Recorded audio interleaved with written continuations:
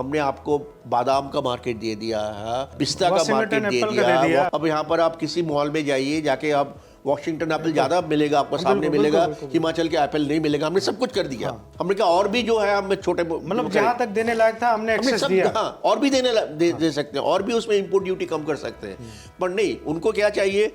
उनको चाहिए गेहूं, उनको चाहिए मक्का, उनको चाहिए सोया, उनको चाहिए चाहिए डेयरी, कपास, डेयरी, हाँ ये तो कृषि वो हो गया, और फिर उनको चाहिए डेयरी। उनका जो है ना, हम जो अंग्रेजी में जो बिग टिकट आइटम्स बोलते हैं, ये उनको चाहिए। उसके अलावा ये खुश नहीं होंगे। अमेरिका जो है, उनका कॉस्ट ऑफ प्रोडक्शन ज्यादा है और उनका जो बेचने का प्राइस है वो कम है, हार्वेस्ट प्राइस कम है। तो यूएस में प्राइस जो है वो उनका कॉस्ट से कम है, और ये सालों दर साल हो रहा है। अब सालों दर साल आप बताइए कि कृषि में लागत ज्यादा आप लगा रहे हैं, लागत आप कम ज्यादा पे बेच है रहे हैं। और बेच सस्ते में रहे हैं। ये तो हो नहीं सकता।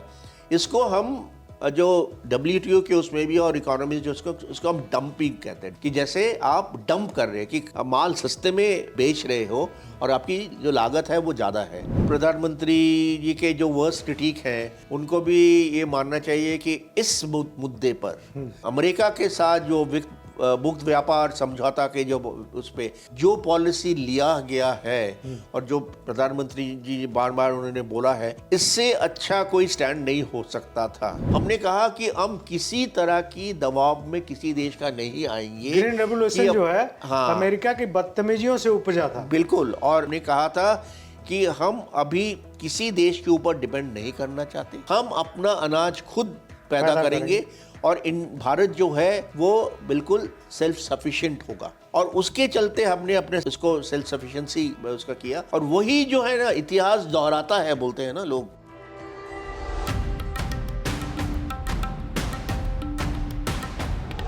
कई दौर की बातचीत के बावजूद भारत और अमेरिका के बीच व्यापार समझौता नहीं हो सका है। इसके पीछे एक बड़ी वजह भारत का एग्रीकल्चर और डेयरी सेक्टर है, और इसी वजह से अमेरिकन जो राष्ट्रपति हैं डोनाल्ड ट्रंप, वो खिसियाए हुए हैं और तरह तरह के जो भारत के ऊपर टैरिफ का वार कर रहे हैं। लेकिन भारत ने साफ किया है कि एग्रीकल्चर और डेयरी सेक्टर पे किसी भी हाल में कोई भी कंप्रोमाइज़ नहीं होगा, क्योंकि अगर ऐसा होता है तो भारत की खेती और भारत के किसान दोनों के लिए एक बर्बादी की कहानी लिखी जाएगी। इन्हीं सारे मुद्दों पे बातचीत करने के लिए आज हमारे साथ एक खास मेहमान है, प्रोफेसर विश्वजीत धर। डॉक्टर धर JNU में, जवाहरलाल नेहरू विश्वविद्यालय में कई साल तक इकोनॉमिक्स पढ़ाते रहे हैं। उसके बाद सेंटर फॉर WTO स्टडीज है, उसके हेड रहे हैं, और जो विदेश मंत्रालय का थिंक टैंक है RIS, उसके डायरेक्टर जनरल रहे हैं। तो खेती किसानी के मुद्दे पे जो इंटरनेशनल तमाम फोरम है, उसमें भारत के किसानों की जो आवाज़ है पुरजोर तरीके से उठाते रहे हैं, और हमेशा इस कोशिश में लगे रहते हैं कि किसी भी तरह से कोई भी इस तरह का एग्रीमेंट ना हो जिससे कि भारत के किसानों को कहीं पे नुकसान हो। तो डॉक्टर साहब, आपका बहुत बहुत स्वागत है, और उम्मीद करता हूं कि आप इसी तरह का जो काम है लगातार किसानों के लिए करते रहेंगे। लेकिन सबसे बड़ा इशू ये है आज कि ये जो डोनाल्ड ट्रंप की जो खिसियाहट है वो क्यों इतनी बढ़ रही है, क्यों टैरिफ पे टैरिफ लादे जा रहे हैं? क्या उसके पीछे सिर्फ एग्रीकल्चर और डेयरी सेक्टर में जो हमने दरवाजे बंद किए हुए हैं, क्या वही वजह है या कोई और वजह है उसकी? नहीं, एक बड़ा मुद्दा तो यही है कि हमने अपना कृषि और डेयरी सेक्टर जो आप कह रहे हैं उसको हमने खोलने से मना कर दिया। उसमें हम US से कोई जो है इंपोर्ट करने से मना कर दिया है। और ये सिर्फ हमने जो US के साथ है ये नहीं किया, जितने हमने जिसको हम मुक्त व्यापार जो हमने ट्रीटीज के हैं, फ्री ट्रेड एग्रीमेंट जो है, FTAs जो है आज तक जितने किए हैं, उसमें बातचीत होने से पहले भारत ने ये बता दिया है अपने पार्टनर को कि कृषि क्षेत्र को हम इस वार्ता में, नेगोशिएशन में लाएंगे नहीं। हाँ, क्योंकि हमारे जो छोटे किसान हैं उनके लिए मुक्त व्यापार जो है, ओपन मार्केट जो है वो ठीक नहीं है। और और अगर ज़्यादा हमारे यहाँ पर इंपोर्ट हो जाता है तो उनका जो लाइवलीहुड है, उनका फूड सिक्योरिटी है और देश का फूड सिक्योरिटी हमें है, तो उसके ऊपर बहुत ज़्यादा असर पड़ेगा। तो किसी हालत में ये एक जो हम कहते हैं अंग्रेज़ी में नॉन नेगोशिएबल इशू है। तो ये हमने तो यूरोप के साथ भी हमारी नेगोशिएशन चल रही है, उनके साथ भी यही बात हमने कह दिया था। यूएस का जो समस्या है कि यूएस का जो मैन्युफैक्चरिंग सेक्टर है वो बिल्कुल ख़त्म हो चुका है लगभग। अच्छा। हाँ, क्योंकि वहाँ पर चाइना से इतना इंपोर्ट हो गया है, उनका समस्या है। जो डोनाल्ड ट्रंप है आप अपने मैन्युफैक्चरिंग सेक्टर को खड़ा करने की कोशिश कर रहे हैं। तो जो एक सेक्टर है जहाँ पर यूएस का अभी भी जो विश्व व्यापार में थोड़ा सा दबदबा है वो है कृषि। अच्छा। तो कई जो बड़े जो प्रोडक्ट हैं, आप लीजिए मक्का लीजिए, सोयाबीन लीजिए, कपास, और इसमें तो सबसे बड़ा जो एक्सपोर्टर है वो तो यूएस ही है। यूएस। और कई और हैं जैसे गेहूं है, चावल भी है, उसमें भी यूएस खासा एक्सपोर्ट करता है। तो यूएस का जो एक्सपोर्ट इंटरेस्ट है वो आप अब देख लीजिए, वो इस पे कृषि पे केंद्रित हो गया है। हाँ, और अगर किसी देश के साथ इस तरह से व्यापार वार्ता करता है यूएस, तो ये इसी मुद्दे पे आके वो टिक जाता है कि हमें कृषि का जो अपना सामान है वो कितना हम बेच सकें। तो यहाँ तो हमने मना कर दिया। अच्छा, दूसरी चीज़ और भी समझने वाली बात है कि ये जो कृषि क्षेत्र है जो यूएस का है, वो जो किसान परिवार हैं उनका संख्या जो है बहुत कम हो गया है, उसमें ना के बराबर है। और कारण ये है कि बड़े बड़े कंपनियां, जिसको हम अंग्रेजी में एग्री बिजनेस बोलते हैं, ग्लोबल एग्री बिजनेस, तो इन्होंने इन सब जो छोटे परिवार हैं उनको खा लिया है, वो निकल गए उनको वहाँ पे अमेरिका में। और ये अब और कंपनीज बचे हैं। और कंपनी जो है ये यूएस गवर्नमेंट को के साथ इनका लेन देन का हिसाब है। इलेक्शन कैंपेन, इलेक्शन के टाइम में ये काफ़ी फंडिंग करते हैं, जो हम कैंपेन फंडिंग, एग्रीकल्चर कंपनियाँ, एग्रीकल्चर कंपनियाँ फंडिंग करते हैं। हाँ, डोनाल्ड ट्रंप को जो सब एक बड़ा फंडिंग एग्रीकल्चर कंपनियों से आया है। अच्छा, चुनाव में और उसके बदले में सरकार जो है, अमेरिकी सरकार जो है, भरपूर सब्सिडी देती है कंपनियों को। तो बड़ा अच्छा एक तरह से हिसाब उनका बना हुआ है। ये भी मैं बताऊं आपको, जो अभी 24 में जो इलेक्शन हुए जिससे डोनाल्ड ट्रंप दोबारा चुन के आए हैं, उसमें जितने उसमें अमेरिका में फार्म काउंटीज़ बोलते हैं, अब हमारे हिसाब से आप डिस्ट्रिक्ट ले लीजिए। बिल्कुल। हाँ, तो ये 78% ऐसे डिस्ट्रिक्ट जहाँ पर किसानी सबसे बड़ा एक ऑक्यूपेशन है, उन्होंने वोट दिया डोनाल्ड ट्रंप को।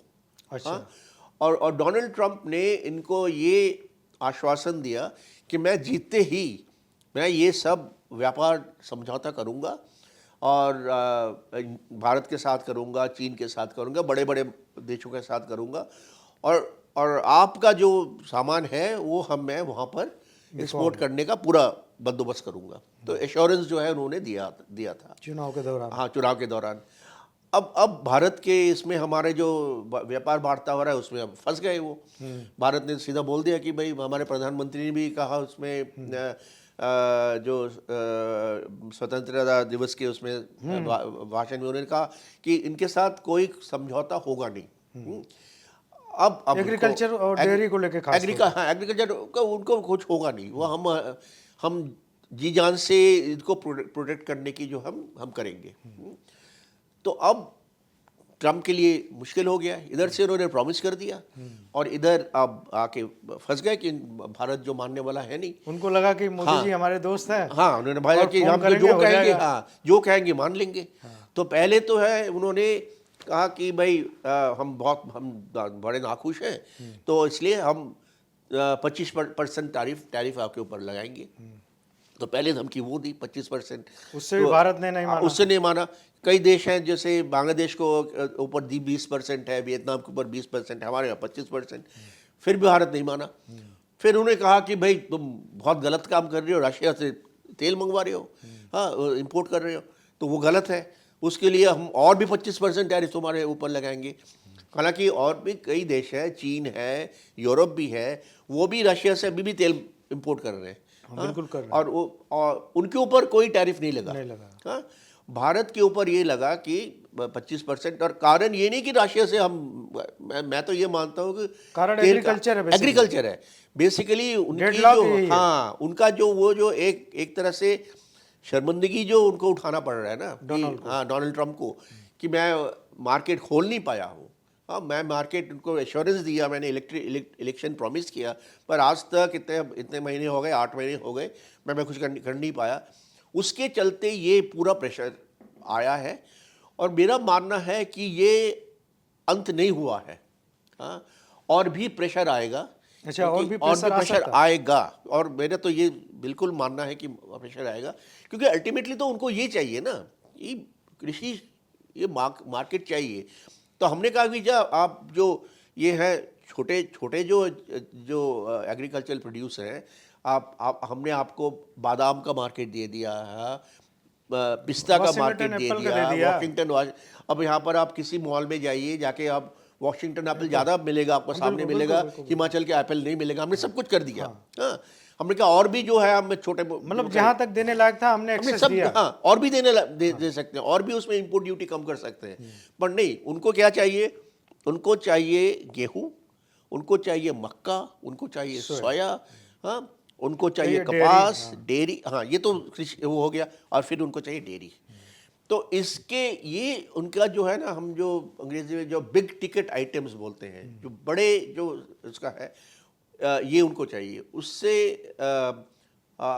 उसके अलावा ये खुश नहीं होंगे। ये आप जाके मुद्दा टिका हुआ, वहीं पे टिका हुआ है अभी। तो ये प्रोफेसर धर साहब, मैं आपसे ये जानना चाह रहा हूँ कि अमेरिका जो बात कर रहा, भारत में भी कुछ अमेरिका के सेवादार लोग हैं जो लगातार उसी तरह की वकालत कर रहे हैं कि भाई अमेरिका का सोया है, मक्का है, वो इंपोर्ट होना चाहिए। और उसमें 2 नाम प्रमुख हैं, मैं नाम लेने से मुझे कोई गुरेज नहीं है, क्योंकि वो देश को भी पता होना चाहिए कि अमेरिका की पैरोकारी कौन लोग कर रहे हैं भारत में। उसमें एक प्रोफेसर रमेश चंद जो नीति आयोग के सदस्य हैं, उन्होंने पेपर भी लिखा जिसको सरकार ने जो है बहुत स्ट्रिक्टली डांट फटकार लगा के उसको वापस किया पेपर, और नीति आयोग को उसको वापस लेना पड़ा उस पेपर को। उनकी वेबसाइट पे देख सकते हैं आप लोग जा कर के नीति आयोग पे, वो पेपर वापस ले लिया सरकार ने। और दूसरा नाम है डॉक्टर अशोक गुलाटी जो CSCP के चेयरमैन रहे।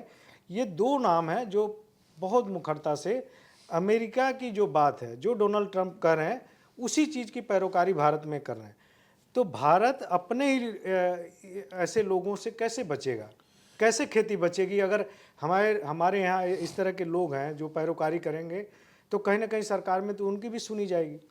तो सबसे बड़ी विडंबना इस देश के लिए यही है कि अब जैसे जो दोनों नाम आपने लिए, ये दोनों जो कृषि नीतियों का जो वो आधार है इस देश में, जो बनाते हैं, उस मंडी में रहे हैं। हाँ, तो नीति बनाने वाले अगर इस तरह की बात करें तो कृषि क्षेत्र किस तरह जाएगा, वो तो फिर हमें बड़े आसानी से समझ में आता है।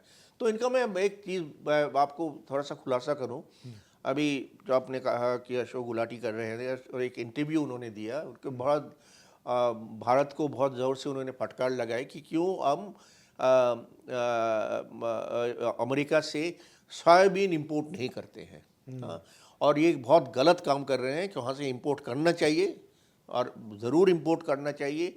उन्होंने एक शब्द बीच में और रोकूंगा, उन्होंने एक शब्द और इस्तेमाल किया कि भारत सरकार किसानों को लेकर ओवर प्रोटेक्टिव। हाँ, ये कहा। हाँ।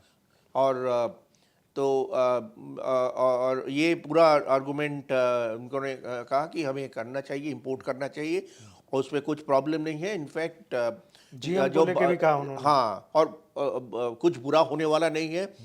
और हालांकि ये सोया जो है यूएस अमेरिका में पैदावार होती है, वो जेनेटिकली मॉडिफाइड है। हाँ, और उसमें हमें हम हमारे यहाँ पे हमने एक बड़ा कॉन्शियस डिसीजन लिया है कि हम जेनेटिकली मॉडिफाइड जो चीज़ें हैं वो हम अपने फूड सिस्टम में लाएंगे नहीं। हाँ, बहुत क्लियरली कह दिया। और जहाँ जहाँ हमने इसको इंट्रोड्यूस किया है, कपास में किया है, बड़े सावधानी से, ताकि दूसरे जो उसमें है क्रॉप्स हैं, दूसरे जो उसमें कंटेमिनेशन ना हो, जो बोलते हैं कि बायोडाइवर्सिटी खतरे में ना पड़े। बायोडाइवर्सिटी खतरे में ना पड़े, क्योंकि हमारा देश जो है वो एक बायोडाइवर्सिटी रिच कंट्री है। बिल्कुल। जो 17 मेगा डाइवर्स कंट्री जो है पूरे वर्ल्ड में, उसमें इंडिया एक माना जाता है। और उसमें बहुत ज़्यादा और बायोडाइवर्सिटी इतना है, हमारे यहाँ पे औषधि बनता है, काफ़ी और चीज़ें होती हैं, और बहुत लोगों की जो आजीविका जो है उस पर निर्भर है। तो हम किसी तरह से इसको, और बायोडाइवर्सिटी इतना ज़रूरी है। अभी जैसे हम ग्लोबल वार्मिंग की बात करते हैं, ये बहुत इम्पॉर्टेंट है, बायोडाइवर्सिटी को प्रिजर्व करना बहुत ज़रूरी है। तो अब उसको किसी तरह से उसका नुकसान नहीं, उसका जो नुकसान हो ऐसा नहीं करने देंगे। अब मैं इस मुद्दे की बात करता हूँ कि सोया हम इंपोर्ट करने में हमें प्रॉब्लम्स कहाँ हैं। तो पहली बात तो आपको समझना चाहिए कि यूएस जो है सब उनके जो कृषि उत्पाद हैं उस पर बहुत ज़्यादा सब्सिडी देता है। और अगर आप subsidy, total subsidy, agriculture subsidy की बात करें, कृषि सब्सिडी की बात करें, जो WTO में रिपोर्ट होता है, और मेरे हिसाब से वो पूरी तरह से रिपोर्टेड होता भी नहीं है। तो 30 साल पहले जब WTO बना था, तब यूएस ने कहा कि हम $60 बिलियन सब्सिडी देते हैं। 60 बिलियन सालाना। हाँ हाँ, सालाना सालाना $60 बिलियन देते हैं कृषि में, टोटल सब्सिडी। हाँ, और आज अभी वो करीब 240-250 बिलियन का हो गया है। तो 30 साल में आप मान लीजिए कि 4 गुना वो सब्सिडी बढ़ा है। हाँ? और मैंने जैसे कहा कि ये कम है। मेरा जो अगर ठीक तरह से उसको कैलकुलेट किया पूरा रिपोर्ट नहीं करते हैं, ये भी पूरा नहीं, हाँ, ये अंडर एस्टिमेट है, वो पूरा है नहीं एक्चुअली। अच्छा, तो एक तो ये है कि सब्सिडी बहुत ज़्यादा है। इसका मतलब क्या है कि अभी मैंने कुछ आंकड़े हैं, मैं आपको शेयर कर रहा था कि अमेरिका जो है उनका कॉस्ट ऑफ प्रोडक्शन ज़्यादा है, और उनका जो बेचने का प्राइस है वो कम है, हार्वेस्ट प्राइस कम है। तो यूएस में प्राइस जो है वो उनका कॉस्ट से कम है, और ये सालों दर साल हो रहा है। अब सालों दर साल आप बताइए कि किस कृषि में लागत ज़्यादा आप लगा रहे हैं, लागत ज़्यादा है, और बेच सस्ते में रहे हैं। ये तो हो नहीं सकता। इसको हम जो WTO के उसमें भी और इकोनॉमी जो उसको हम डंपिंग कहते हैं कि जैसे आप डंप कर रहे हैं कि माल सस्ते में बेच रहे हो, और आपकी जो लागत है वो ज़्यादा है, तो सब्सिडी से मैनेज कर रहे हैं, और सब्सिडी से मैनेज कर रहे हैं। हाँ, तो पहली बात तो ये है कि वो सब ये सस्ता माल जो है इस देश में लाना चाहते हैं, और ला के फिर हमारे जो किसान हैं, हमारा किसान ऐसे ही जैसे और जो प्राइस है, इंटरनेशनल जो प्राइस है वो कम है अभी, क्योंकि यूएस काफ़ी सब्सिडी देता है उसमें। तो हमारा जो डोमेस्टिक प्राइस है, हमारा प्राइस है, उससे काफ़ी फ़र्क है, करीब $200 पर टन का। तो हम प्रतिस्पर्धी नहीं हो नहीं पाते हैं इसी के लिए। और तो एक तो बात यह है कि वो डंपिंग करेंगे। हाँ, फेयर मतलब जो फेयर तरीके से ट्रेड करेंगे नहीं, उसको डंपिंग करेंगे।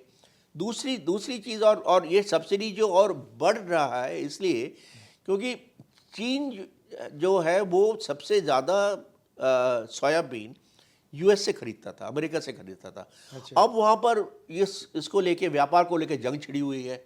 अब ट्रम्प ने जितना, चीन ने बंद कर दिया ना। हाँ, जो अभी बंद किया है, तो जो चीन जो इंपोर्ट कर रहा है उसने काफ़ी हद तक घटा दिया है, बहुत कम अभी इंपोर्ट करता है, बहुत इंपोर्ट कम करता है। अब चीन इंपोर्ट कर रहा है ब्राज़ील से, इसके चलते अमेरिकी जो सोया जो किसान है उनको ये समझ में नहीं आ रहा क्या करें। अब वो प्रेशर भारत और में बना रहे हैं। प्रेशर पड़ रहा है भारत के ऊपर कि हम ये करें। अच्छा, एक और बहुत दिलचस्प बात यह है कि अमेरिका का जो वित्त मंत्री है, जिसको ट्रेजरी सेक्रेटरी बोलते हैं, स्कॉट बेसेंट, ये एक सोया किसान है और बहुत ज़्यादा ज़मीन है उनके पास। एक अभी सोयाबीन हाँ, सोयाबीन उगाते हैं, उनका इंटरेस्ट है। अभी ये इंटरेस्टिंग जानकारी है हाँ सबके लिए कि अमेरिका का खुद ही जो ट्रेजरी सेक्रेटरी है वो सोया का फार्मर है, उसके अपने इंटरेस्ट लगे हुए। हाँ, और एक तरह से जो हम कहते हैं कॉन्फ्लिक्ट ऑफ इंटरेस्ट हो रहा है यहाँ पर। हाँ, तो इसमें अभी एक लेख निकला है न्यूयॉर्क टाइम्स में। हाँ, उसमें पूरी बात बताई गई है। तो उसमें अब स्कॉट बेसेंट फंसे हुए हैं, अब क्या करें। अच्छा, दूसरी चीज़ इसमें और भी एक दिलचस्प चीज़ ये है कि जो भी यहाँ पर यूएस का मंत्री बनता है तो उसको मंत्री बनने के 90 दिन में उसको डिक्लेयर करना पड़ता है उसके कॉन्फ्लिक्ट ऑफ इंटरेस्ट कहाँ पर है। अच्छा। तो अगर कॉन्फ्लिक्ट ऑफ इंटरेस्ट होता है तो जहाँ जहाँ उसका कॉन्फ्लिक्ट होगा, हाँ, पहले तो यह है कि उसको वहाँ से निकलना पड़ेगा। उसको पूरा अपना जो जहाँ पे कॉन्फ्लिक्ट है, जैसे इसको स्कॉट बेसेंट अगर उसके पास सोया फार्म है तो उससे उसको निकलना पड़ेगा, उसको बेचना पड़ेगा। वो आज तक उन्होंने नहीं किया है। हालांकि वो हमारा जो वार्ता है, व्यापार वार्ता है, उसमें हिस्सेदारी कर रहे हैं। हाँ, तो सीधा कॉन्फ्लिक्ट है। हाँ, तो अब हमें ये पूछना है कि जो ये कर रहे हैं कि यूएस के तरफ से कह रहे हैं कि नहीं हमें सोया इंपोर्ट करना चाहिए, वो किसके तरफ से बात कर रहे हैं। हाँ, हमारे देश के किसान अगर सोया किसान अगर यूएस सोया यहाँ पर डंप्ड हो जाए और उससे उनकी रोजगार, उनकी जो है सब खत्म हो जाए, लाइवलीहुड खत्म हो जाए, तो उनकी बात कर रहे हैं या यूएस में जो किसान फंसा हुआ है, जो चीन में बेच नहीं पा रहा है, हाँ, जो बेच नहीं पा रहा है किसान, चीन ने मना कर दिया है, और उसके लिए जो भारत में मार्केट ढूंढ रहा है उसके लिए उसके कर रहे हैं। और यहाँ पे प्रोफेसर धर एक बार और बीच में एक जानकारी सबको साथ में, क्योंकि इससे जुड़ी हुई है। सोयाबीन का आज के वक्त में एमएसपी है जो उसकी A2+ FL कॉस्ट है, वो उसके आधार पे जो एमएसपी है 4892 रुपये, लेकिन वो भी एमएसपी नहीं मिल रही है। आज सोयाबीन 3500 से 4000 रुपये क्विंटल पे बिक रहा है। वो महाराष्ट्र से लेके और राजस्थान तक में और मध्य प्रदेश तक में सब में यही हाल है। जब सोयाबीन एमएसपी से नीचे बिक रहा है, ऐसे समय में वो कौन लोग अर्थशास्त्री हैं, ऐसे अर्थशास्त्रियों को मैं अनर्थशास्त्री कोट करता हूं मैं, कि ये अनर्थ की बात करते हैं कि एक बार भी इन दोनों अर्थशास्त्रियों ने एक बार भी ये नहीं बताया है, एक बार भी नहीं बताया कि भाई आपको एमएसपी मिलना चाहिए। इसकी वकालत किसी ने नहीं की। बिल्कुल। लेकिन अमेरिका का जो किसान फंसा हुआ है उसकी वकालत कर रहे हैं। अगर वहाँ का इंपोर्ट होने लगा तब तो ये 2000 रुपये में सोयाबीन बिकेगा। बिल्कुल। ये देखिए, हम तो ये मानते हैं कि जो एमएसपी है, वो स्वामीनाथन कमीशन की बात मैं अब लौट जाता हूँ, क्योंकि वहाँ पर एक चैप्टर मैंने भी लिखा था। तो वहाँ पर भी मेरा एक तरह से इंटरेस्ट है कि उन्होंने जो किसानों के लिए जो बात रखी थी और जो कहा था C2+50% होना चाहिए, तो उसमें मैं तो डायरेक्टली उसमें समर्थन करता हूँ और वो करके चलूँगा। तो आप जो सोया की बात कर रहे हैं ना, मैंने आने से पहले मैंने थोड़ा सा देखा, तो सोयाबीन का जो एमएसपी है वो C2 का करीब 12-13% है, लगभग दूसरे उसमें भी वही है। हाँ, तो वो भी नहीं मिल रहा, वो भी, हाँ, अब वो भी नहीं मिल रहा है जो 12-13% करने की वकालत कर रहे हैं, उसमें आप इंपोर्ट करने की बात कर रहे हैं। तो ये जो सोया किसान है वो जाए तो जाए कहाँ।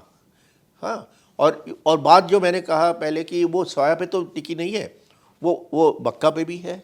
मक्का में मैं अभी 2 दिन पहले प्रोफेसर साहब मैंने रिपोर्ट बनाई है, पिछले 5 साल का 1 जनवरी से लेके 31 अगस्त तक की रिपोर्ट है। पिछले 5 साल में एमएसपी से नीचे ही मिला है दाम। हाँ, बिल्कुल।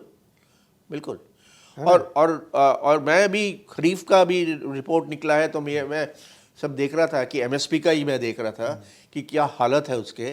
तो स्टेट वाइज मैंने C2 के हिसाब से मैंने कैलकुलेशन की, तो कई बड़े जो है जो धान का आप ले लीजिए, तो बड़े स्टेट जो है प्रोडक्शन करने वाले, बंगाल है एक, तो उसमें जो C2 के हिसाब से अगर लें तो एमएसपी जो है वो 10% से काफ़ी नीचे है। तो असल कॉस्ट तो C2 है, ना कि A2+FL। हाँ, बिल्कुल, असल में तो वो खर्च तो किसान जो खर्चा करता है वो तो C2 ही C2 करता है, C2 Comprehensive करता है। cost तो वही है। हाँ, तो अब आप अगर 10% से भी काफ़ी नीचे अगर आपको रिटर्न देते हैं एमएसपी, तो जो किसान इतने सालों से जो बोल रहे हैं, इतने कर रहे हैं, दबाव लगा रहे हैं, इतना उन्हें एजिटेशन किया कि किसानी जो है वो एक्चुअली नुकसान का जो सौदा हो गया है, तो ये तो पूरे आंकड़े बता रहे हैं। उसके ऊपर आप इनको आप कह रहे हो कि आप जीना भी नहीं दोगे, तो इधर से आप मार रहे हो कि आप उसको जो दाम नहीं दोगे। हाँ, दूसरा है एमएसपी मिल नहीं रहा है, तो वो मार्केट जो है वो उसको कम देता है, और आखिर में ये कहते हो कि नहीं आप तो बेकार हो गए हो, आपका तो कोई दूसरे देशों की तुलना में आप ज़्यादा दाम में बेचते हो, तो आपको तो आपको तो रहना ही नहीं चाहिए मार्केट में, क्योंकि मार्केट क्या कहता है, मार्केट कहता है सबसे सस्ते में जो बेचेगा उसी को रहना चाहिए। अब सस्ते में किस तरह से सस्ते में बेच रहा है, किस तरह सब्सिडी दे रहा है, किस तरह सब्सिडी दे रहा है, उसके बारे में आप बात करोगे नहीं। सिर्फ यह है कि नहीं वो सस्ते में दे रहा है। तो अगर आप सस्ते की बात करते हो तो सब्सिडी भी उसकी भी बराबरी होनी चाहिए। अमेरिका की तरह सब्सिडी की भी बात करो। हाँ, तो बराबरी करो, सब्सिडी दे दो। हाँ, पर किसान, हाँ, वो भी फिर उसी देखो कौन चैलेंज करता है। फिर वो करता है कौन सस्ते में बेचता है। अब वो $60,000 उसका 2018 में था। हाँ, लगभग $62,000 बिल्कुल वो अपने किसान को प्रति किसान दे रहा है अमेरिका। हाँ, और हम दे रहे हैं $300 से कम। हाँ, है ना? बिल्कुल। तो अगर उतनी सब्सिडी दे के फिर देखो कि कौन कम्पीट करता है। हाँ, और कंपटीशन की अगर बात करें तो अभी देखिए, हम हमेशा कहते हैं कि कंपटीशन होनी चाहिए बराबरों में। हाँ, ना कि एक बड़ा कंपनी जो है वो विश्व भर में वो अपना दबदबा मचाया हुआ है, और जो उसमें बड़े एग्री बिजनेस कंपनीज हैं उनके साथ छोटा किसान। हाँ, और WTO के आंकड़े हैं ये, और भारत सरकार जो देता है उसमें सब्सिडी की, उसमें क्योंकि हम सब्सिडी एक देते हैं जो छोटा किसान है, उसमें WTO का जो भाषा हम जो यूज करते हैं, low income and resource poor farmers. अच्छा, हाँ, अच्छा, बिल्कुल, मतलब एकदम गरीब किसान।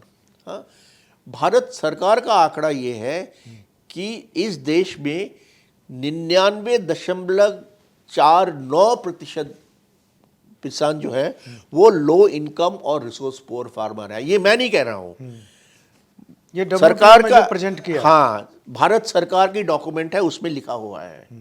हाँ, तो अब 99.49% छोटा किसान अगर एग्री बिजनेस के साथ उसको compete करना है तो ये कंपटीशन है, ये कंपटीशन है। इसको मार्केट कंपटीशन कौन कहेगा, और जो कहेगा मार्केट कंपटीशन, तो मुझे तो लगता है कि उसने कुछ इकोनॉमिक्स पढ़ा है या नहीं, मुझे तो बड़ा फिर संदेह होता है।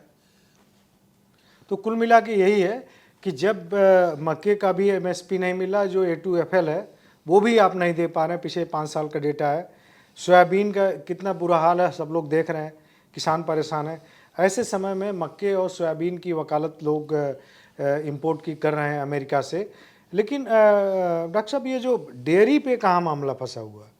डेयरी क्यों नहीं, अगर वो कह रहे हैं कि डेयरी खोल दो, डेयरी को लेके डेडलॉक क्यों? नहीं, देखिए, डेयरी अब अगर आप इसको देखें, किसान को देखें, तो डेयरी और जो ये है एग्रीकल्चर, हाँ, और डेयरी, वो मिला के उसको इनकम जो है वो जनरेट होता है। हाँ, तो एनिमल हस्बेंड्री सरकार भी ये मानती है कि उसको एडिशनल इनकम कहाँ से मिलेगा। एडिशनल इनकम उसको मिलेगा मछली पालन से, डेयरी से, इससे मिलेगा। हाँ, तो सरकार ने जो डबलिंग ऑफ फार्मर्स इनकम की बात की थी, ये नहीं सिर्फ कि किसानी से मिलेगा, सिर्फ हाँ, सीरियल सिर्फ से या उससे सीरियल नहीं से या उससे करने से होगा, वो नहीं, बाकी सब चीज़ें मिला के होगा ना। तो ये जो छोटो किसानों की बात मैंने कही ये लोग भी काफ़ी हद तक उसमें डेयरी भी लाइवलीहुड ही का एक, डेयरी में हाँ लाइवलीहुड का हिस्सा है वो। हाँ, अब उसकी जो कमाई होती है वो वहाँ से भी आती है। अब अगर उसको अपना परिवार पालन करना है, उसको कुछ करना है, उसको टिकना है कृषि में, क्योंकि हमारे देश में एक बड़ी समस्या ये है कि हम कृषि से लोगों को दूसरे व्यवसाय में ले नहीं जा पाए हैं। हाँ, कि चीन में हुआ है, दूसरे देश में हुआ, हमारे यहाँ नहीं हुआ। हमारे यहाँ 60% आज भी है। हाँ, अभी भी 60% डायरेक्टली और इनडायरेक्टली, क्योंकि रूरल इकोनॉमी में 60% लोग जो निर्भर हैं, हाँ, और एग्रीकल्चर उसका ड्राइवर है। तो पूरा रूरल एक्टिविटीज़ को है जो है उसके ऊपर कोई आंच ना आए, ये हम चाहते हैं, और उसमें डेयरी बड़ा मुद्दा है। अभी तक सरकार का जो रुख है इसको लेकर के, क्योंकि बहुत सारे लोग आलोचना करते हैं, ठीक है, सरकार का आलोचना करना हमारा काम है, हम लोग कुछ गलत होता तो करते हैं, लेकिन क्या ये जो एग्रीकल्चर सेक्टर को ही बचाने के लिए सरकार इतना बड़ा कॉम्प्रोमाइज़ कर रही है?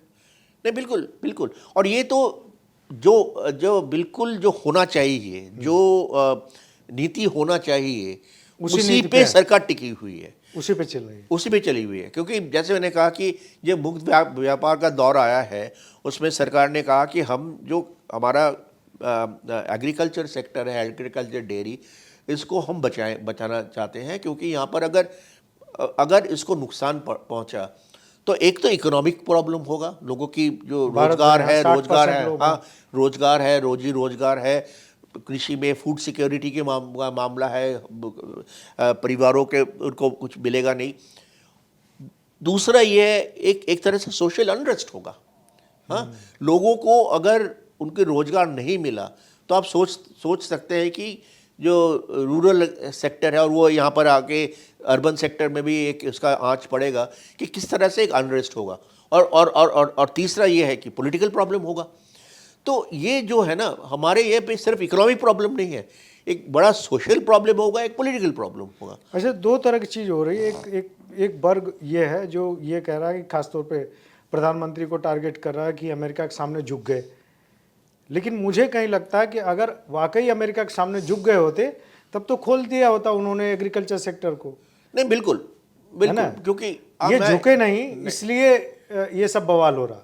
बिल्कुल नहीं, ये तो बिल्कुल कोई भी जो जिसको कहते हैं कि हम प्रधानमंत्री जी के जो वर्स्ट क्रिटिक हैं, उनको भी ये मानना चाहिए कि इस मुद्दे पर, हाँ, अमेरिका के साथ जो मुक्त व्यापार समझौता के जो उस पे जो पॉलिसी लिया गया है और जो प्रधानमंत्री जी बार बार उन्होंने बोला है, इससे अच्छा कोई स्टैंड नहीं हो सकता था जो खेती के लिए जो उन्होंने लिया है, किसानों के लिए और खेती दोनों को बचाने के लिए। बिल्कुल, हम बिल्कुल तहे दिल से उसको समर्थन करते हैं और ये चाहते हैं कि हम इसको झेल लेंगे, बाकी जो चीजें आ रही हैं। हाँ, क्योंकि अगर हमने अमेरिका की बात, उसके प्रेशर में हम आ गए तो जो होगा वो इतना खराब होगा कि इनके साथ अभी जो सिचुएशन है उससे बहुत 140 करोड़ लोग हैं, सबको आना चाहिए।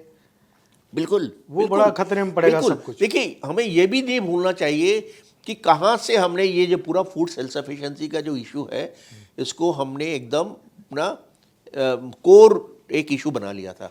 वो बना था कब? मिड 60s में।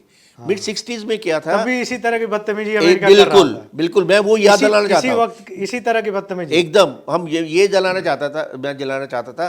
और तब भी ये पाकिस्तान वाला मुद्दा था, क्योंकि तब हमारे यहाँ पर जो वार चल रहा था और उसने कहा था कि भाई ये जो है कि आप वार नहीं करोगे, आप पीछे हटो। एकदम तो उन्होंने तब भी पाकिस्तान को समर्थन लाल बहादुर शास्त्री पे दबाव डाला था।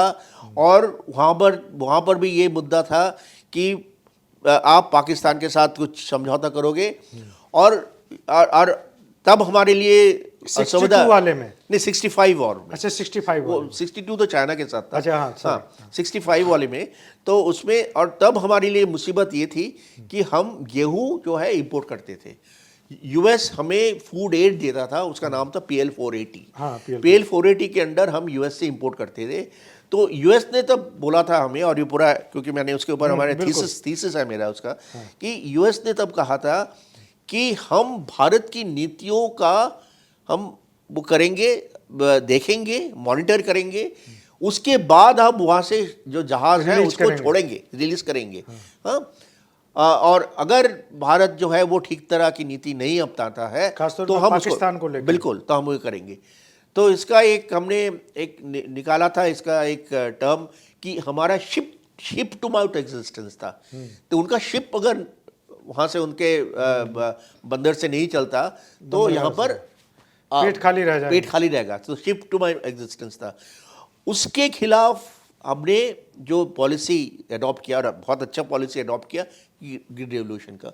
हमने कहा कि हम किसी तरह की दबाव में किसी देश का नहीं आएंगे। ग्रीन रेवोल्यूशन जो है अमेरिका की बदतमीजियों से उपजा था। बिल्कुल। और हमने ये कहा, पूरा। हाँ हमने कहा था कि हम अभी किसी देश के ऊपर डिपेंड नहीं करना चाहते, हम अपना अनाज खुद पैदा करेंगे। और इन भारत जो है वो बिल्कुल सेल्फ सफिशिएंट होगा। और उसके चलते हमने अपने इसको सेल्फ सफिशिएंसी हमने उसका किया। और वही जो है ना इतिहास दोहराता है, बोलते हैं ना लोग। और ये उस टाइम किया जब हम हाँ भुखमरी के दौर में थे। हाँ, और खाने के, आज तो हम आत्मनिर्भर हैं कई चीजों में। अभी अब आत्मनिर्भर हो गए हैं। और तो ऐसा तब के लगता भारत में, अब के भारत में बहुत अंतर है। बिल्कुल नहीं, पर लगता है कि भारत जो अब इस तरह से हो गया है, इसका एग्रीकल्चर सेल्फ सफिशिएंट हो गया है, ये यूएस को नागवार है। हाँ कि वो चाहते हैं कि भाई हम अभी, कोई था मुझे याद नहीं है जिसकी ये थ्योरी थी कि भारत कभी आत्मनिर्भर नहीं हो पाएगा। हाँ तो कोई इन्होंने था जिसकी थ्योरी थी इसकी। नहीं, कई लोगों ने तब कहा था कि ये तो संभव है नहीं, पर हमने दिखा दिया कि ये संभव है। पर अभी लगता है कि वो पूरी इतिहास को दोहराना चाहते हैं। अभी फिर ये करना चाहते हैं कि हम ये जो है इंपोर्ट पर निर्भरशील रहें, और हमारा देश जो है वो पुराना जो 60 के दशक में जो हुआ झेला हमने, जो झेला है, अब उस सिचुएशन में जाए, और यूएस फिर हमारे ऊपर पॉलिटिकल प्रेशर यूज करे, फिर हमें मैनिपुलेट करे। वो लॉबी यहाँ भी है। हाँ वो पॉलिटिकली मैनिपुलेट करे। जो तब मैनिपुलेट करने की कोशिश की थी, मैनिपुलेट हुआ नहीं, अब दोबारा घूम फिर के वहाँ पर आने की कोशिश कर रहे हैं। अच्छा, और मैं ये भी बता दूं कि यूएस जो है वो भी, उसके लिए भी सेल्फ सफिशिएंसी एक बहुत बड़ा मुद्दा है। हाँ उनके आपको शायद मालूम, आपको ज़रूर मालूम होगा कि यूएस 1933 से कृषि नीति अपनाते हुए आ रहा है। हर एक 4-5 साल एक उनका एक फार्म एक्ट होता है, ट्रेड पॉलिसी, एक फार्म पॉलिसी बनती है, और आज तक वो चलता रहा है। उसमें 2002 का जब फार्म एक्ट बना था तब प्रेसिडेंट जॉर्ज बुश थे प्रेसिडेंट। तो जब उन्होंने साइन किया उसमें, तो उन्होंने कहा एक बात, बहुत महत्वपूर्ण बात की। उन्होंने कहा a country which is not food secure can never be secure. हाँ 2002 में जब साइन किया। हाँ 2002 की बात। हाँ वो नहीं, एग्रीकल्चर पॉलिसी पे, फार्म पॉलिसी पे। तो country which can not be food secure can never be secure. हाँ तो उनके लिए तो नेशनल सिक्योरिटी का मुद्दा है फूड सिक्योरिटी और एग्रीकल्चर। हाँ, और दूसरे देशों के साथ जब बात करना चाहते हैं तब वो कहे कि नहीं, ये जो है आप अगर कहते हो कि ये आपकी नेशनल सिक्योरिटी का मामला है, जो हम लगभग वही कह रहे हैं, तो कहते हैं नहीं, आपका कोई राइट नहीं है। हाँ आप तो हमारी बात सुनोगे, आप अपनी बात नहीं सुनोगे। हाँ आप जो चाहते हो, आपकी मंशा जो है वो नहीं पूरी होनी चाहिए, आप ऐसे करना चाहिए। तो एक तरह से जो दोहरी नीति है अमेरिका की, उसके बीच हम फंसे हुए हैं। तो डॉक्टर साहब, एक 94 में मुझे याद है कि 94 में एक मैक्सिको ने कनाडा और अमेरिका के साथ north American free trade agreement किया था, नाफ्टा। बिल्कुल।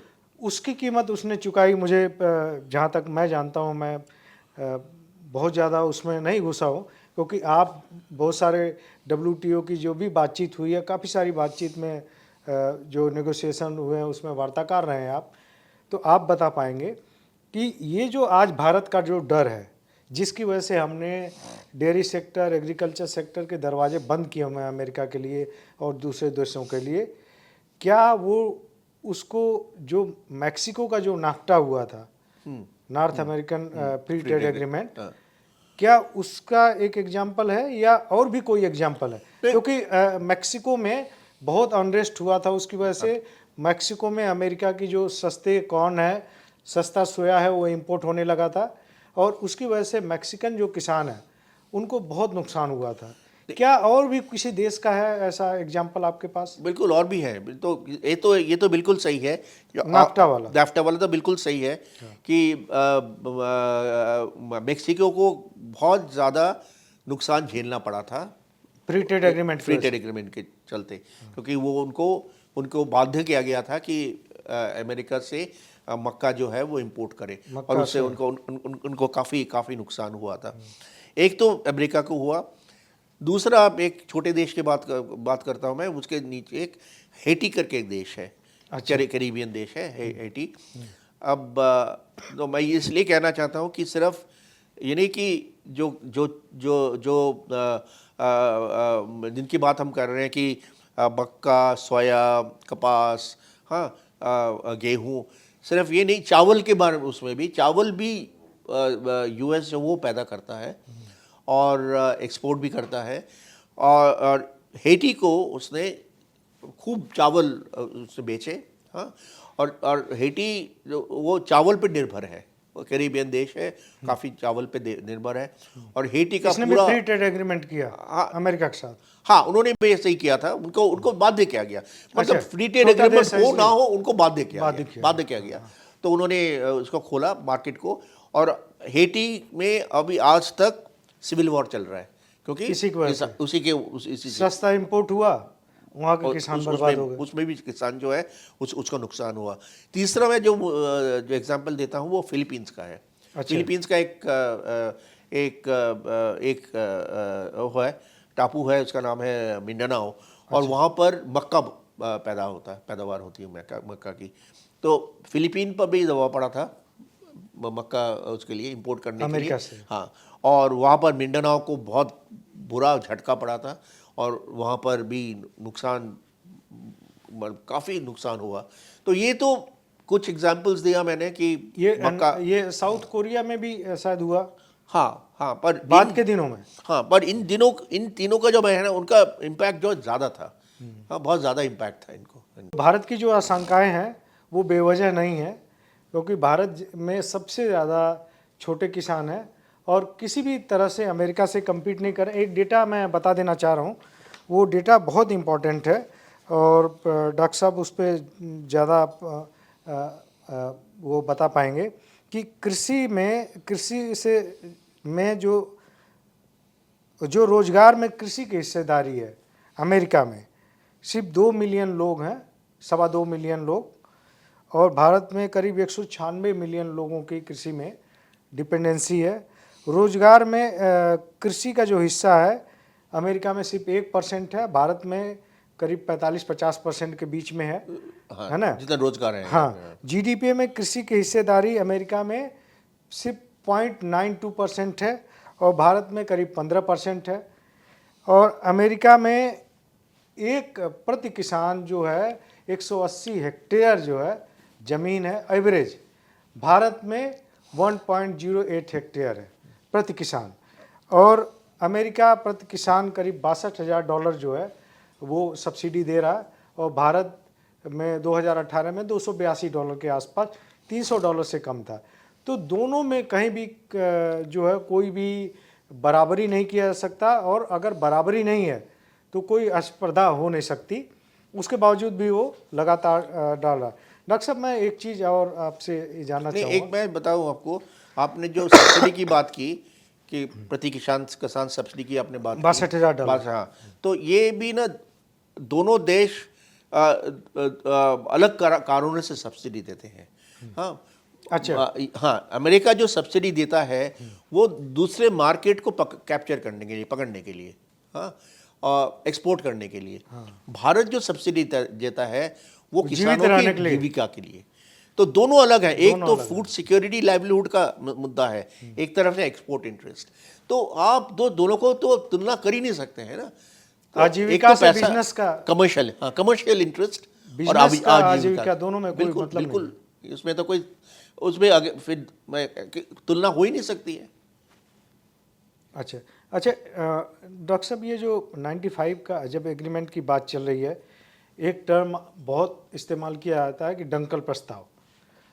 बहुत सारे लोगों ने डंकल प्रस्ताव सुना है। आर्थर डंकल उसके जो है हेड रहे हैं, वो भी मेरे ख्याल से इकोनॉमिक्स के ही प्रोफेसर थे, आर्थर डंकल, वो उसके हेड थे। और WTO बना और कैसे भारत ने साइन किए। तो जो WTO का एग्रीकल्चर एग्रीमेंट है वो जब हम देखते हैं तो ये पाते हैं कि बहुत भेदभावपूर्ण है, और किस तरह से भारत के किसानों के ऊपर यहाँ तक प्रतिबंध है कि भारत सरकार अपने किसानों को कितना MSP देगा।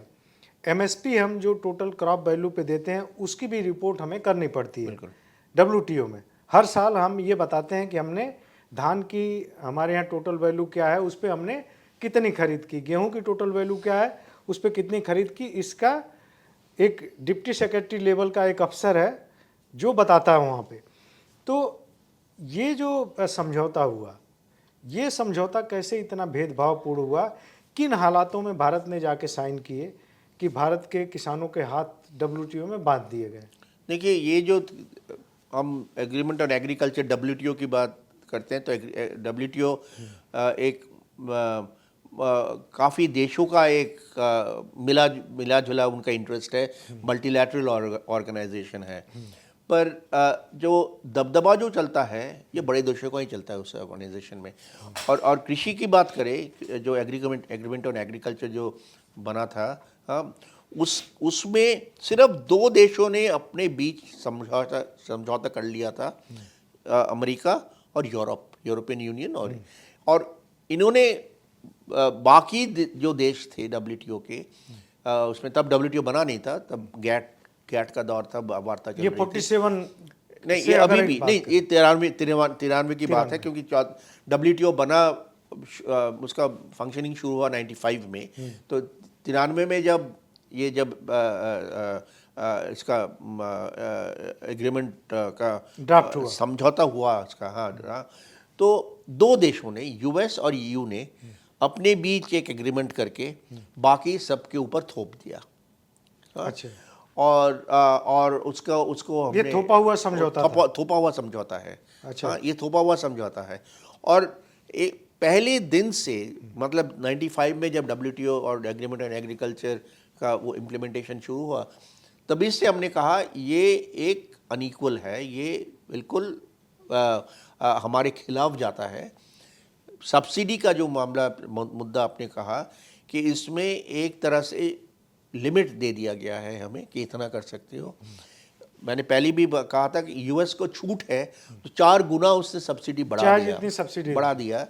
और हमारे यहाँ पर MSP हम कितना दें इसके ऊपर हमें रिस्ट्रिक्शन है। हाँ, रिस्ट्रिक्शन है। और हर किसान के खिलाफ भी बात आवाज उठाती थी। बिल्कुल। अभी मतलब एक कमिटी ऑन एग्रीकल्चर है WTO में, उसमें PM किसान के खिलाफ कुछ उठाया था। हाँ, उसमें प्रश्न उठते हैं कि किस तरह के हमारी कृषि नीतियां हैं। और अगर देखेंगे उसमें कितने प्रश्न हुए हैं, बहुत लंबी एक फहरिस्त है उसमें कि कितने हैं। और यही बात उसमें चल रही है कि आप ज़्यादा दे रहे हैं किसानों को, वो हमें सब्सिडी दाना है, उसको घटाना पड़ेगा। हाँ, हमें क्या कहा जा रहा है। हाँ, और एक तरह से जो MSP देने की बात, जो सरकार की ओर दबाव पड़ा हुआ है, हाँ, वो WTO से आ रहा है।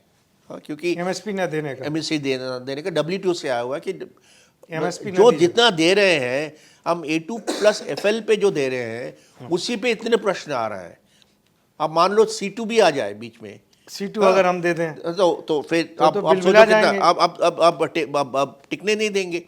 तो ये ऐसा मुद्दा है कि मतलब आप एक देश, अब हमारी मंशा क्या है? हम अपने किसानों को खुशहाल देखना चाहते हैं। हम इस देश को आत्मनिर्भर खाद्यान्न में आत्मनिर्भर होना देखना चाहते हैं। ये इतना एक हमारा एक डिमांड है एग्रीकल्चर को लेके।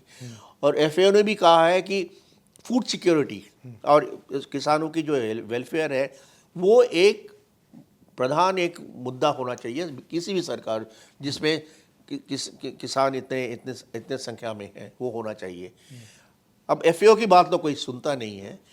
अब जो दौर चला हुआ है कि डब्ल्यूटीओ का है और डब्ल्यूटीओ में यूएस और ईयू और ये सब देश अपना कंट्रोल किया हुआ है। ये एफएओ की बात सुनते नहीं है, ट्रेड की बात करते हैं। ट्रेड क्यों बात सुनते हैं? क्योंकि बड़े कंपनियां हैं, बड़े कंपनियों के साथ लेन देन है सरकारों की, और ये पूरा एक तरह से एक सिस्टम बना हुआ है जिसके चलते हमारा जो छोटा किसान है, जिसको डब्ल्यूटीओ में हम low income resource poor farmer कहते हैं, उसके ऊपर एक इस तरह से प्रेशर आ रहा है। हर दिन छोटा किसान जो है उसमें एक अनिश्चयता में रहता है कि कल क्या होने वाला है, कल किस तरह का एक समझौता हो जाए अमेरिका के साथ और फिर हमारा क्या होगा, हम कहाँ जाएं। क्योंकि इतने सालों में अगर उसको और कुछ एक रोजगार का स्रोत उसके सामने आया नहीं है, तो एकदम से कल, मतलब कल का मतलब बिल्कुल ही कल, हाँ, कल उसके पास क्या होगा और क्या क्या मिलेगा उसको, उसके चलते तो वो हर रोज जब वो सोने जाता है वो सोचता होगा कि आने वाले कल क्या हो सकता है। आने वाले कल सरकार पे ऐसा दबाव ना आ जाए कि सरकार हमारी बात ना सुन के अमेरिका की बात सुन ले।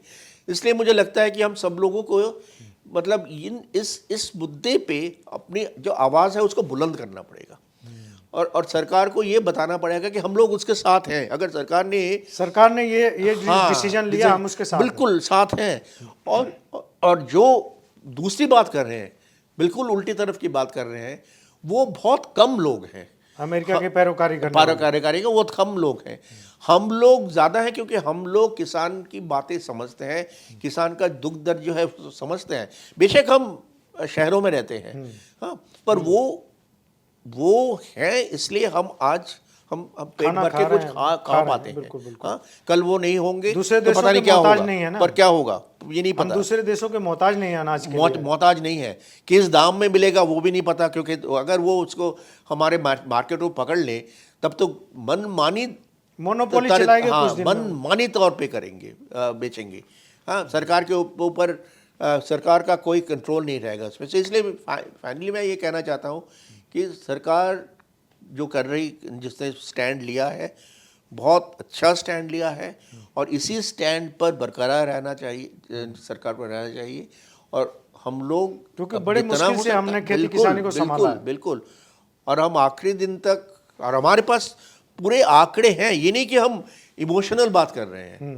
हाँ, हमारे पास आंकड़े हैं कि ये जिसको कहते हैं कि अगर हम उसको अमेरिका की बात मान ले तो it will be very bad economics. हाँ, इसका कोई इकोनॉमिक्स में कोई जगह ही नहीं है, ये तो पूरी पॉलिटिकल बात हो गई। तो हम ये नहीं होना देना चाहते।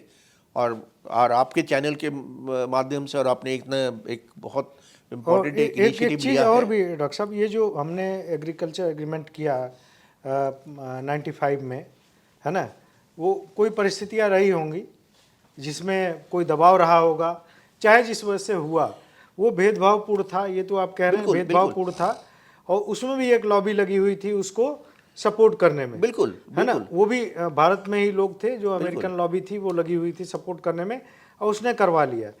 क्या उसके खिलाफ, जैसे आपने गुजराल साहब की बात की, वो गुजराल साहब वाला किस्सा क्या था जो उसको लेकर? नहीं, देखिए, हमने तब एक पूरा गुजराल साहब स्टैंडिंग कमेटी और कॉमर्स के चेयरमैन थे तब 93 में, जब ये सब ड्राफ्ट हो रहा था, जब हो रहा था, तब उन्होंने एक रिपोर्ट एक वो किया था, बनाया था। तो मैंने उसका काफ़ी हद तक ड्राफ्टिंग भी किया था। तो उसमें हम एक डिस्कशन करवाना चाह रहे थे, मतलब उनका ये मंशा थी कि डिस्कशन हो।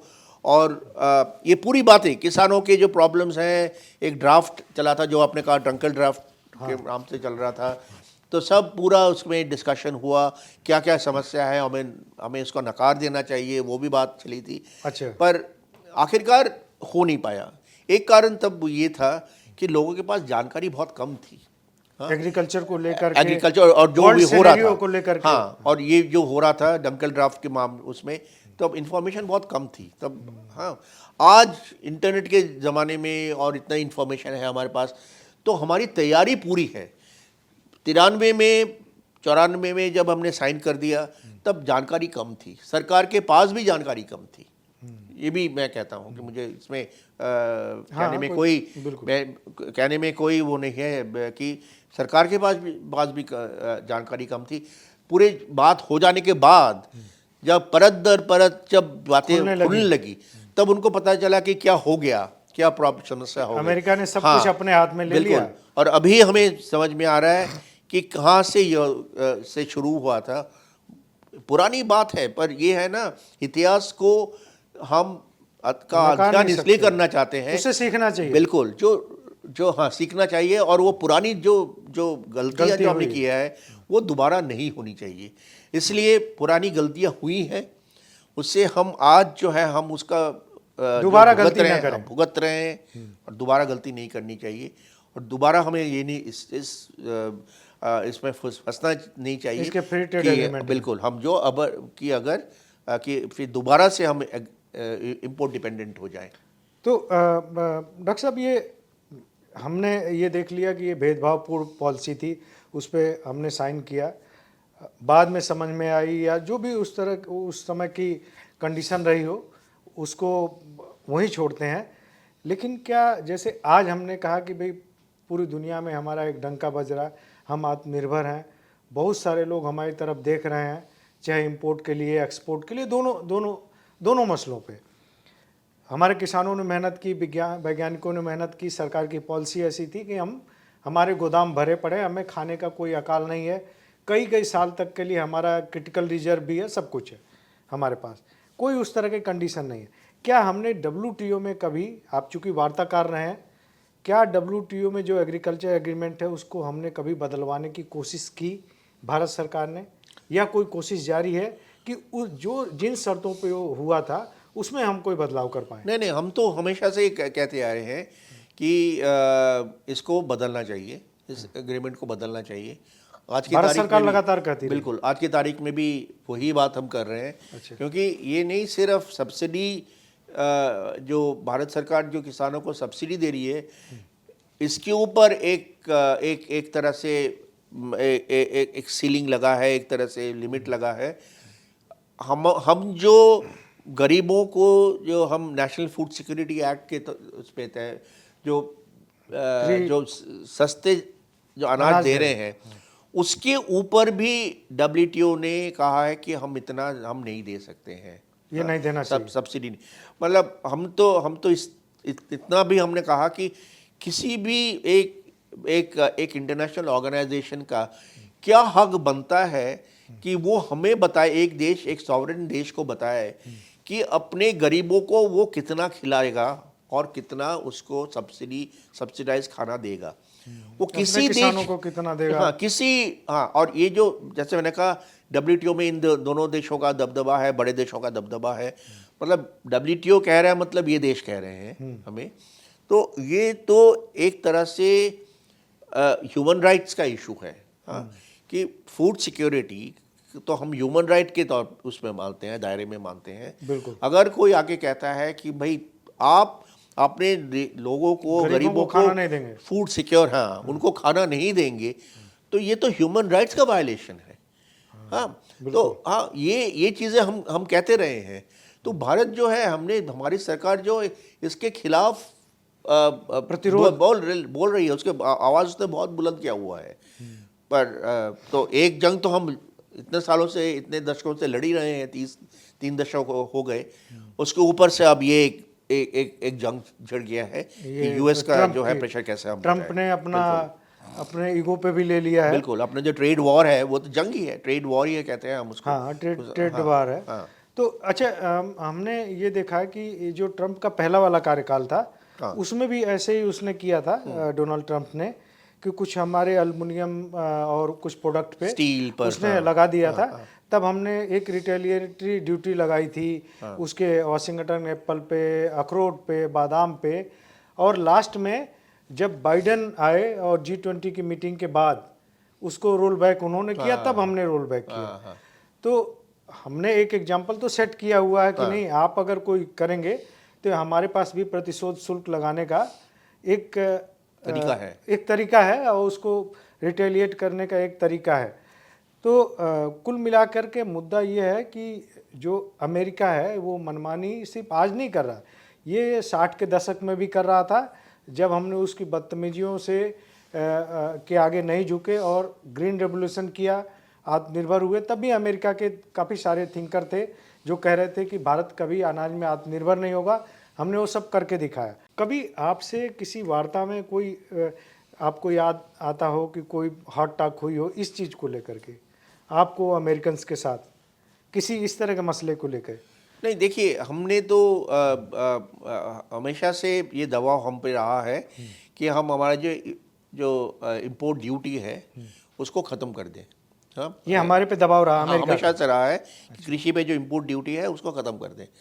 अच्छा, अब पर हमने इम्पोर्ट ड्यूटी इस कारण भी लगाया है क्योंकि अमेरिका जो है वो लागत से कम दामों पर दूसरे देशों में बेचता है, और जो जैसे उसकी लागत आती है उससे भी कम। जैसे हमने आपने मेक्सिको ग्राफ की दिखाया। बात कही, फिलीपींस की बात कही इसे, तो वो काफ़ी देश हैं वो झेल चुके हैं। तो हम तो नहीं झेलना चाहते थे उसको, तो हमने कहा कि ठीक है, आप अपना सब्सिडी घटा दो, हम अपना टैरिफ भी घटाएंगे। हाँ, लेकिन आप जो किसानों को सब्सिडी दे रहे हैं वो घटाइए आप पहले, हाँ, ताकि वो प्रतिस्पर्धी हो। बिल्कुल, बिल्कुल, हाँ, क्योंकि उनको हम ये नहीं चाहते कि सस्ता अनाज जो है लागत से कम दाम पर अनाज जो है वो यहाँ पर बेचे, हम ये बिल्कुल नहीं चाहते थे। और पर वो बात चली नहीं, क्योंकि जो मैंने कहा ना कि सरकार और इन कंपनियों के बीच में एक समझौता है, टाई अप है। कंपनियां इनके इलेक्शन में पैसा देती है, अमेरिकन प्रेसिडेंटों की, और ये उल्टा जो फ़ायदा उनको ये मिलता है कि सब्सिडी उनको दिया जाता है। तो ये है, तो तब कहते नहीं नहीं, आपको तो पता है कि हमारे यहाँ तो पॉलिटिकल प्रॉब्लम है कि सब्सिडी तो हम हटा नहीं पाएंगे। तो अगर आप सब्सिडी हटा नहीं पाओगे तो आप हमें टैरिफ हटाने की क्यों बात करते हो, क्यों करते हो? ये तो बिल्कुल नाइंसाफ़ी है। तो इसमें बराबरी होनी चाहिए कि आप भी बिना बराबरी के कैसा कंपटीशन? बिल्कुल, आप भी कमर्शियल इंटरेस्ट में आप सब्सिडी नहीं दोगे, हम भी अपना टैरिफ हटा लेंगे और कम कर देंगे, और फिर देखते हैं कि प्रतिस्पर्धा में कौन जीतता है। अच्छा, उसी जैसे ग्रीन रेवोल्यूशन हमने किया, एक दबाव में हम थे, उस वक्त की कंडीशन बहुत विकट थी, उसके बावजूद हमने तय किया और एक पॉलिसी बनाई, एक रोड मैप बना। एक बहुत ज़बरदस्त पॉलिसी थी जिसमें टेक्नोक्रेट थे, जिसमें ब्यूरोक्रेट थे, जिसमें पॉलिटिकल लोग थे, सारे लोगों से ने एक पॉलिसी बनाई और देश एक सही डायरेक्शन में बढ़ा। क्या आज जो है उसी तरह की कंडीशन है? क्या जो आज बोला जाता है आपदा में अवसर, क्या इस आपदा में कोई अवसर भारत को दिखता है? भारत को क्या करना चाहिए? अब जैसे वीज़ा वाला मुद्दा आ गया है ना, अब 50% टैरिफ पे वाला मुद्दा आ गया, फार्मा पे भी उन्होंने टैरिफ इतना इम्पोज कर दिया है। तो अब भारत के सामने क्या है? भारत इस आपदा को अवसर में कैसे बदल सकता है? देखिए, पहली बात तो यह है कि हमारे भी काफ़ी कमजोरियां हैं। कृषि को ही देख लीजिए, हम कृषि में जितने उसमें इन्वेस्टमेंट होना चाहिए वो होता नहीं है, उतना नहीं कर रहे हैं, कम नहीं कर रहे हैं, बहुत कम कर रहे हैं। हाँ, 60% पे कितना, 6% का पूरे देश में जो इन्वेस्टमेंट होता है, हाँ, उसके करीब 6% कृषि में आता है। तो जहाँ पर इतने लोग 60% लोग हाँ, तो आप सिर्फ 6% उसमें इन्वेस्ट कर रहे हो तो वो तो बात जमती नहीं है, बनती नहीं है। अच्छा, दूसरा मुझे ये लगता है कि कृषि में कृषि क्षेत्र के लिए एक ठोस नीति बननी चाहिए। जैसे अमेरिका की बात कही हर मैंने, 4-5 साल में बनाते हैं। हाँ, जो 33 से चलता रहा है एक तरह से। हमारे यहाँ पर इतने सालों में करीब 80 साल हो रहे हैं, उसमें हमने एक कृषि नीति, ठोस कृषि नीति नहीं बनाई। अमेरिका के पास है कृषि नीति, यूरोप के पास है कॉमन एग्रीकल्चरल पॉलिसी, हमारे यहाँ पर एग्रीकल्चरल पॉलिसी नहीं बना है एक तरह का। ये बड़ा ताज्जुब वाली बात है। हाँ, हर एक क्षेत्र के लिए हमने कर दिया। कोऑपरेटिव पॉलिसी बन गई अभी। हाँ, अभी कोऑपरेटिव पॉलिसी बिल्कुल कोऑपरेटिव पॉलिसी। पहला हमने जब शुरू किया था अपने स्वाधीनता के बाद, हमने इंडस्ट्रियल पॉलिसी से शुरू किया था। मुझे तो लगता है तब एग्रीकल्चरल पॉलिसी होनी चाहिए थी। हाँ, हमेशा में लगा। पर अभी भी शायद एक देश की पूरी अपनी ज़िंदगी में 80 साल कुछ नहीं होते। अभी भी अगर हम एक कृषि नीति बनाए और उस कृषि नीति में जो आपने कहा कि सब तरह के लोग आए, किसान आए, हाँ, किसानों की हिस्सेदारी होनी चाहिए, सब लोग आए, उसमें आए, और किसान आके, क्योंकि हर एक देश में जब अमेरिका में एग्रीकल्चरल पॉलिसी बनता है, किसान आके बताते हैं कि हमें क्या चाहिए और सरकार बनाती है।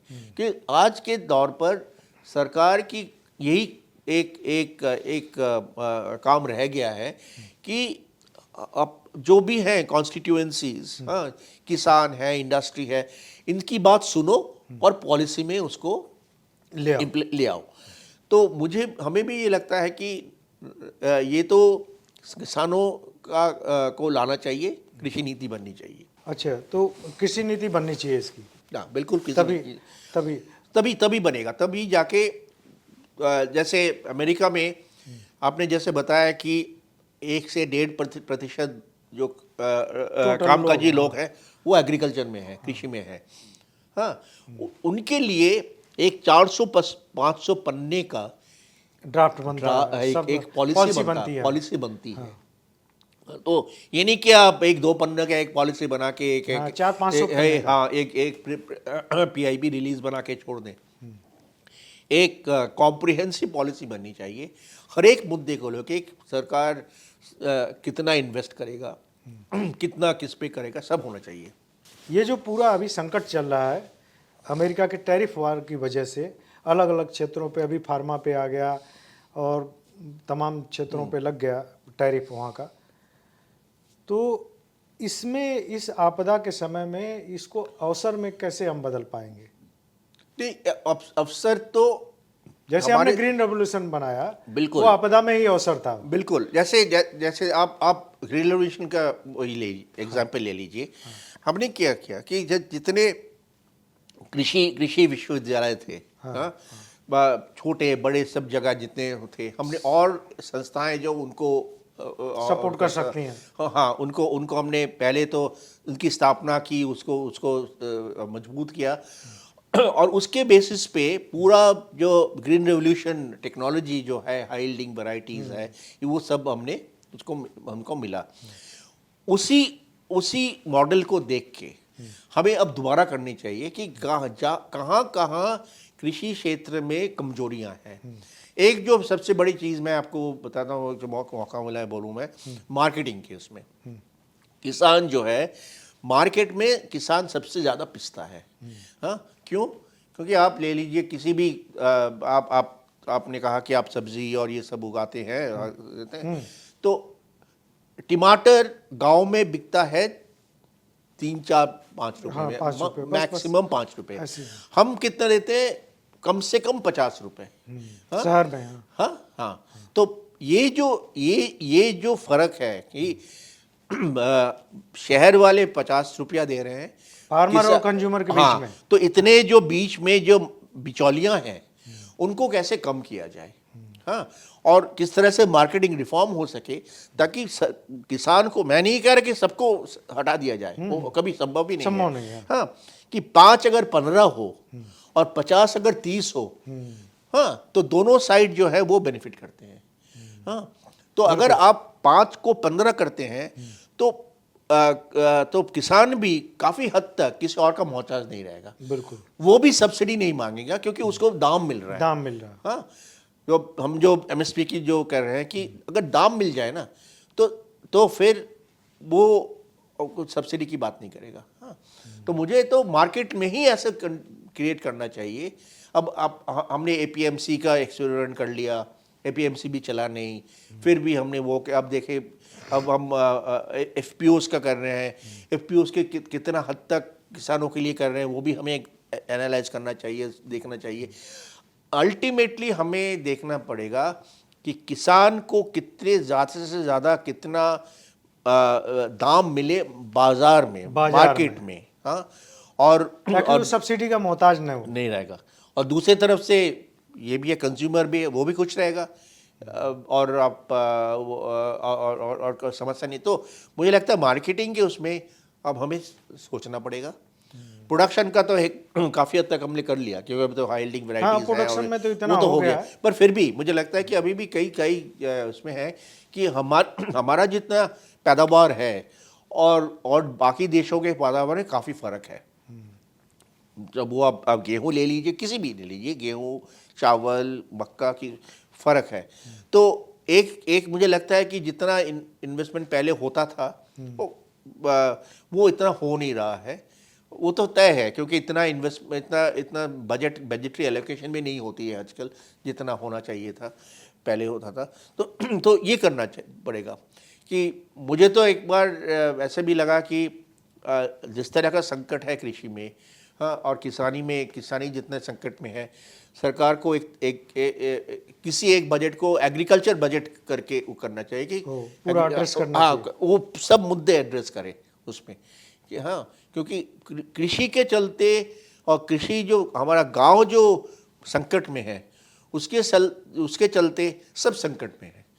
अगर गांव खुशहाल होगा तो आप इतना लोग शहर में जो पलायन आते हैं, है, पलायन तो होगी भी जो नहीं। प्रॉब्लम है इतना हाँ, शहरीकरण कौन का। चाहता है? आप बताइए, आपके परिवार के लोगों अगर है तो कौन चाहेगा? आपका शायद आप भी नहीं होते यहाँ आते। बिल्कुल बिल्कुल। हाँ, कि वो वहाँ पर अगर खुशहाल गांव होता तो प्रदूषण और ये सब कुछ प्रॉब्लम है यहाँ पे झेलता है आदमी आके, हाँ, ठीक तरह से रह नहीं पाता, अपने घर का खाना खाता और सब कुछ उसको मिल जाता।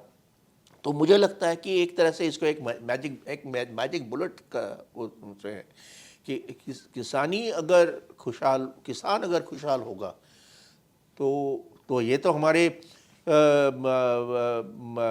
गांधी जी भी कह चुके हैं कि अगर गांव खुशहाल होगा, जो है, हाँ, गांव खुशहाल, बिल्कुल, गांव स्वराज, कि गांव खुशहाल होगा तो देश खुशहाल होगा। बिल्कुल। तो मुझे लगता है कि वो करना चाहिए। एक डॉक्टर साहब, इसी से जुड़ा एक सवाल है, और वो मुद्दा बहुत बड़ा मुद्दा है, ये WTO से इससे थोड़ा सा हट के है। एक मुद्दा ये है कि चूँकि आपने लंबे समय तक इकोनॉमिक्स पढ़ाया है JNU में, कि ये जो MSP जो गारंटी है, इसे बहुत सारे लोग कहते हैं कि नहीं, ये बाजार पूरा विकृत हो जाएगा। क्या MSP गारंटी अर्थशास्त्र के नज़रिए से संभव है देना या नहीं संभव है? नहीं, देखिए, क्योंकि हम लोग पॉलिटिकल नज़रिए से या किसान के इमोशंस के अलग थोड़ा बात करें, क्या इकोनॉमिक्स के आईने में अगर देखा जाए तो MSP गारंटी संभव है? नहीं, देखिए, पहला मुद्दा तो ये है कि जब तक किसान को बाजार जो है वो सही दाम नहीं देता है तब तक तो MSP होना चाहिए। मैं शुरुआत वहाँ से करता हूँ। अच्छा, वहाँ से शुरू इंश्योर करना चाहिए, वो इंश्योर करना चाहिए, क्योंकि उस दाम मिल नहीं रहा ना, मतलब। हाँ, दूसरा है गारंटी की बात क्यों कर रहे हैं? आपने अभी कहा कि उसको MSP जो है उसको नहीं मिल रहा है, वो MSP से कम मिल रहा है। हाँ, तो अगर लीगल गारंटी हो कि MSP ही मिलेगा तो ये जो कम दाम में बेचने वाली बात है ना, वो तो होगा नहीं ना, वो नहीं होगा, वो तो MSP में ही बेचेगा, है ना। तो मुझे लगता है कि आज के दौर में जिस तरह के क्राइसिस है कि कई जो इसमें है, अनाज की बात कर रहे हैं हम, उसमें MSP में वो उसको मिलता नहीं है, नहीं मिलता। हाँ, और उसको जाके बाजार में बेचना पड़ता है, वो बहुत कम दामों में। इवन पल्सेज जिसमें हम इंपोर्टर हैं, बिल्कुल, पल्सेज का दाम भी नहीं MSP में मिल रहा। बिल्कुल। तो इसलिए लीगल गारंटी चाहिए ना, कि ताकि वो हर एक किसान जो है जो बेचना चाहता है वो पूरा मिनिमम इंश्योर तो हो कम से कम। इंश्योर तो हो। तो आजकल तो ये है कि हमने अनाउंस कर दिया और बाकी जो होगा देखा जाएगा। डॉक्टर साहब, जो फाइनल मेरा वो है, ये है WTA से ही ख़त्म कर लेते हैं कि बहुत सारे किसान संगठन देश में जब भी वो प्रदर्शन करने आते हैं या कोई भी आंदोलन चलता है तो एक लिस्ट होती है, उस लिस्ट में एक पॉइंट जरूर आता है कि WTO से एग्रीकल्चर को बाहर निकाल दिया जाए। क्या ये संभव है? नहीं, मुझे नहीं लगता कि होना भी चाहिए। अच्छा, क्योंकि क्या है क्यों कि नहीं होना चाहिए? क्यों थोड़ा सा इसको- होना इसलिए नहीं होना चाहिए क्योंकि हमने तो फिर उनके सामने वो कर दिया, घुटने टेक दिए कि हम कुछ नहीं कर पाएंगे इसलिए हम निकल रहे हैं। अच्छा हमें तो लड़ना चाहिए अच्छा कि जो एक एग्रीमेंट हुआ है जो गलत है उसको हमें सही करना चाहिए, उसकी मुखालफत करना, हमें उसको बिल्कुल सही करवाना है। तो हमारा देश में क्या इतनी जान नहीं है अभी बाकी कि हम उसको कर सके? हम क्यों मैदान छोड़ें? मैं तो ये कहना चाहता हूं कि हमें तो कहना चाहिए, उनको सामने जाके बोलना चाहिए कि आप गलत हो इस पॉइंट बिल्कुल। पे। हम तो मुंह मोड़ के भागने की बात कर रहे हैं। हाँ, वो तो सही है नहीं मेरे तरफ से, क्योंकि हमारे पास पूरे आंकड़े हैं जो मैंने आपने भी दिया, बिल्कुल। और पूरा दिया हमने कि कहाँ कहाँ है। तो आप उनके सामने अब खड़ा करके एक तरह से एक वो होना चाहिए, ओपन हियरिंग होनी चाहिए। हाँ, इनकी सबकी हमें बिल्कुल वहाँ पे हियरिंग करवाना चाहिए कि आप बताओ कि किस सभ्य समाज में, किस सभ्य इसमें इस तरह की एक तरह से इनिक्विटी पनपने दिया जाता है। नहीं देना चाहिए। तो फिर जवाब लेना, उनसे जवाबदेही करें ना। हमारा काम है जवाबदेही करना। मैदान छोड़ के भागना नहीं है। मैदान छोड़ के नहीं भागना चाहिए। मैदान छोड़ के भागेंगे तो फिर ये कहेंगे ये तो भाग रहे हैं, कहीं और जाके पकड़ लेंगे। हाँ, बिल्कुल भाग तो नहीं पाएंगे ना। WTO से भाग गए, अब अमेरिका के इसमें झेल रहे हैं, उसमें तो WTO से कुछ लेना देना नहीं है ना। जो हम झेल रहे हैं इसमें US के साथ। हाँ, US के साथ इसमें WTO का कोई लेना देना नहीं है। तो अब क्या करेंगे बताइए? हाँ। तो वहाँ से तो हम भाग गए। हाँ, पर इसने अमेरिका ने यहाँ से हमारी गर्दन पकड़ ली है। हाँ, टैरिफ में फंसा दिया। यहाँ से फंसा दिया, फिर कृषि आ गया बीच में घूम के। तो कुल मिला के हमें बहुत ही WTO को लेके, अमेरिकन की पॉलिसी को लेकर के, भारत सरकार की पॉलिसी को लेके, MSP को लेकर के, इन सारे पहलुओं पे प्रोफेसर धर ने हमें बहुत विस्तार से जानकारी दी और ये भी बताया कि कैसे एक लॉबी भारत में काम करती है। जो अमेरिकी परस्त लोग हैं, अमेरिका की सेवा में लगे हुए हैं, उनसे बचना चाहिए। कैसे अभी तक का जो भारत सरकार का स्टैंड है वो बहुत ज़बरदस्त है, खेती को बचाने वाला है, किसान को बचाने वाला है।